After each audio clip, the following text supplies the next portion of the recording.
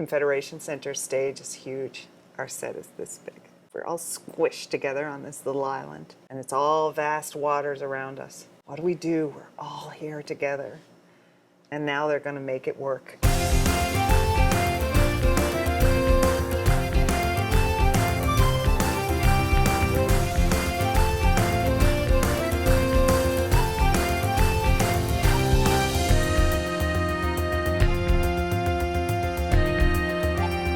I've always thought when we go to Kathleen's store, 3 walls of a store come down, because that's what a store looks like, right? And of course, that's not how Jill sees the world at all. The story is about a community that transforms from a kind of humble thing into something that is just a more confident version of the humble thing.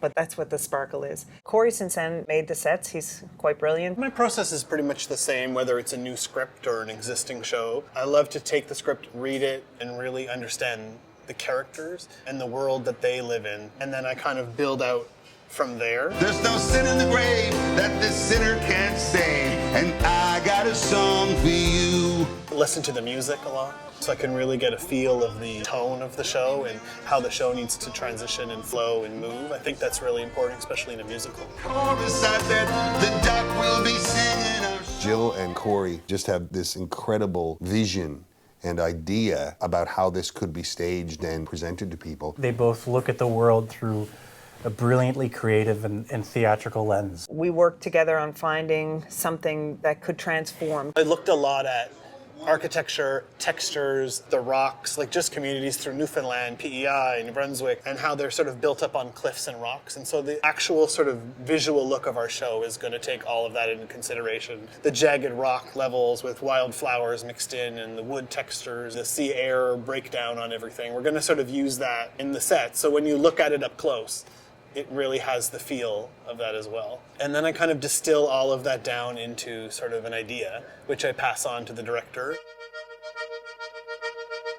So what I do is that I take that design and I'll break it down piece by piece, and I will cost it to see if it will indeed fit in the budget. Can we build it? Is it possible? If it doesn't, which 9 times out of 10, usually we're over in some of the areas. We'll talk back and forth. We try never to get to a point where we're going to cut an element completely. Maybe the materials can change, maybe how we build something can change, but if we can't get to that point, then maybe 1 or 2 elements may need to be cut from the actual set design. And then it's time to do a lot of technical drawings for the carpenters who are going to build the set. So I'll draw all the construction drawings for each piece of the set. While the drawings are happening, I'm constantly talking to the set designer to say, is this the way you would like it built? Does this make sense? I'll do renderings as well, and I'll do that back and forth with them so I can get to the end result, which is a full rendering of the set before it goes into the shop. And if we're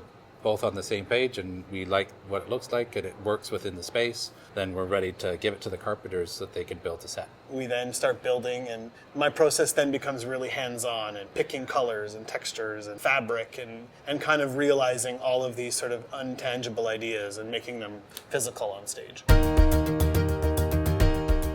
For me, what I love about this show is that the ruse of the whole show, they use everything that's in the environment. We're not going to be flying in all these new pieces for locations. We're kind of playing with the idea that everything is there from the beginning the entire time. Cory's set is a very humble thing. It's a pile of crates. They become everything. They're the mountains, they're the wharf, they're the tables, they're the bar. Something will flip up and become something else, or flip around, or they'll take boxes and pack them up and they'll become a location. The set is constantly changing position, and every time it changes, we get to see the town in a new way. The world just constantly spins and revolves around Frank. And so the set and the world that Jill has in mind echoes the sentiment of the show. There is this one person who can make the world spin, sometimes for good and often for not so good. The physicality of it is something I could have never imagined in a million years. We see this pile of boxes at the beginning. It doesn't look like much is going on with them. The idea of transformation, very sort of hands-on and human-driven, I think is going to be really cool, and also supports the story. By the end of the show, we've seen it transform completely into something we never expected, but feels just right. Nothing's gonna stop the sun from shining. Nothing's gonna stop this beautiful day. Oh well, the weather might be wicked and the water often rough,